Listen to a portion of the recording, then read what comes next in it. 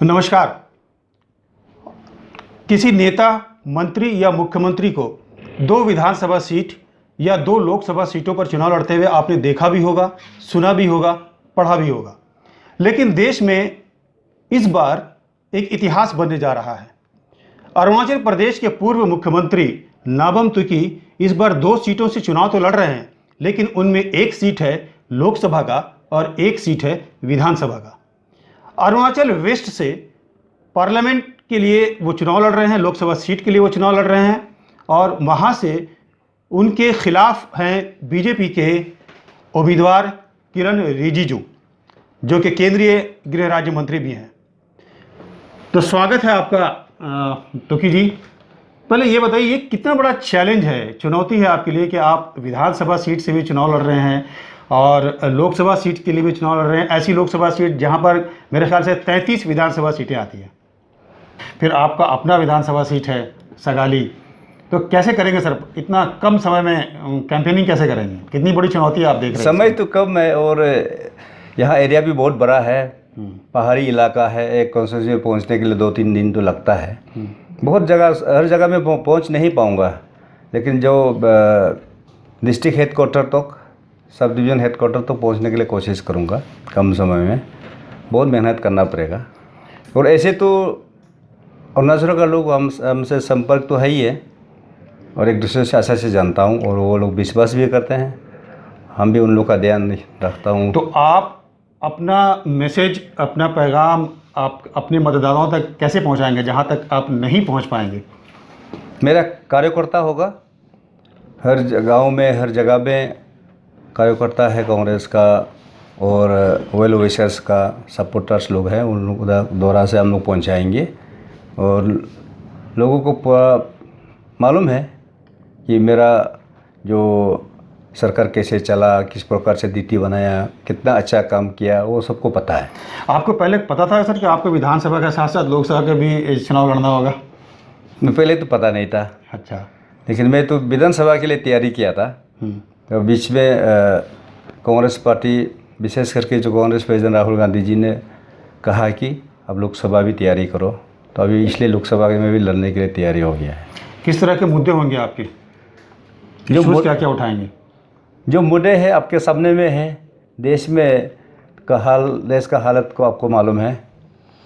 देश में जीएसटी लाया, लोग परेशान हैं। नोटबंदी किया, लोग तकलीफ से जी रहा है।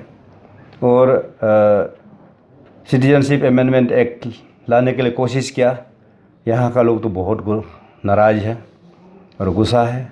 जिस प्रकार से फैसला किया उन लोगों ने, बिना सोचे समझे, कैसे लोग यहाँ ट्राइबल लोग जीते हैं, रहते हैं, तो इन लोग का जो गलत नीति के वजह से लोग तो नाराज़ हैं। ये सब इशू होंगे और स्टेट का डेवलपमेंट का बारे में हम लोग बताएंगे। बहुत बड़ा इशू होगा। डेवलपमेंट जितना होना चाहिए था वो नहीं हुआ। कांग्रेस सरकार ने, यूपीए सरकार ने जितना स्पेशल पैकेज दिया था, वही पैकेज यहाँ काम हो रहा है अभी तक। तो जो नया सरकार का पिछला बीजेपी सरकार, इंडिया सरकार पिछला 5 साल में कोई नया स्पेशल पैकेज दिया नहीं है। देने के लिए वादा किया था, लेकिन एक पैसा भी नहीं दिया। और जो दिया हुआ पैसा को भी उसको पूरा इम्प्लीमेंट नहीं कर पाया। वो सारा मुद्दा है। करप्शन एक बहुत बड़ा मुद्दा है अरुणाचल प्रदेश के लिए, लेकिन अभी इस बार के इलेक्शन में आप देख रहे हैं कोई भी नेता करप्शन का नाम नहीं लेता। आपने भी सारे मुद्दा हमको सुनाया, लेकिन करप्शन का नाम नहीं लिया आपने। करप्शन तो बहुत एक बड़ा बीमार है, ये कैंसर है। आसान से तो हटा नहीं पाएगा, लेकिन उसको हटाने के लिए तरीका तो निकालना पड़ेगा, बनाना पड़ेगा, कोशिश करना पड़ेगा। इसलिए मेरा सरकार में, मेरा समय में 2015 को हम लोग ने 14-15 को हम लोग ने लोक आयोग का बिल लाया, असेंबली में पास हुआ। उसका भी आज तक इम्प्लीमेंट नहीं कर पाया जो बीजेपी सरकार ने।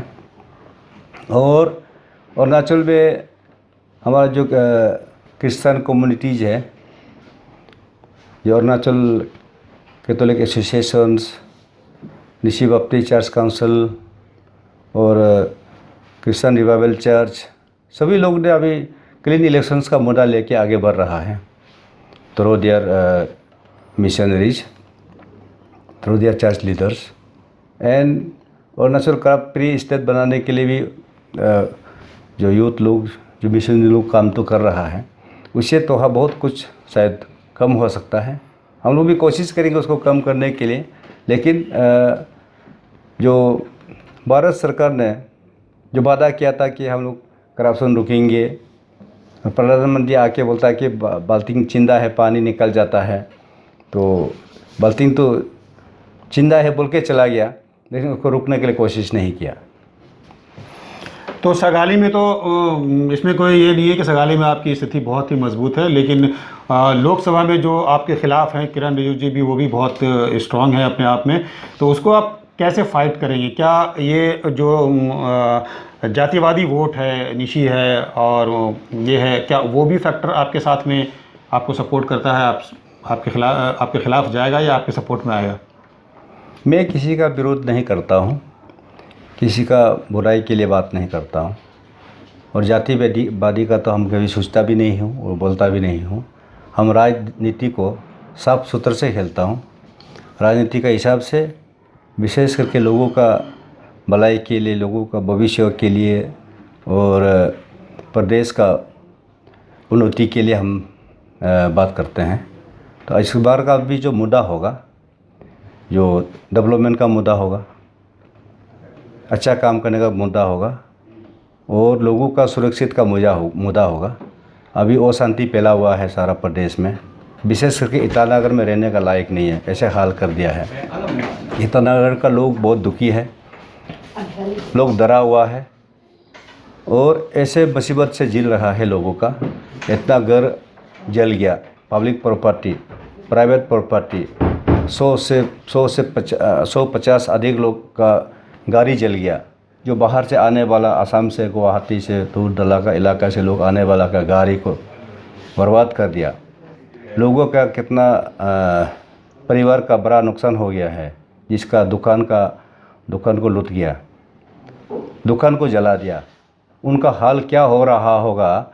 ये जो PRC इशूज़ है, इतना ख़राब हुआ, इतना जो सोया हुआ जो पुराना एक मुद्दा को उठा दिया और नया साल का तोहफा देने के लिए वादा करके एक इतना साल 15-20 साल पुराना मुद्दा को एक महीना में उसको इम्प्लीमेंट करने के लिए कोशिश किया।